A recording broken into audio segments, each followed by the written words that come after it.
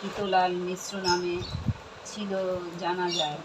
কিতলাল খ্যাত নামে তৈলঙ্গ স্বামী, তাহার চরণে ভক্ত সকলে প্রণামী। তৈলঙ্গ স্বামীর হস্তে শিষ্যের সমাপিয়া, মণিকর্ণিকার ঘাটে রহেন বসিয়া। যোগাসনে ভগবান দেহত্যাগ করি, পূর্ণ দেহ ধরিলেন শিষ্যরূপে ধরি। এ জন্মে লোকনাথ গুরু হইল তার, পূর্বজন্মের যে রূপে ছিল অঙ্গীকার।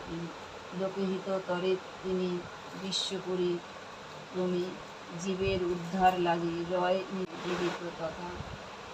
গুরু স্থান জানি ভক্ত প্রণমে সেতায়।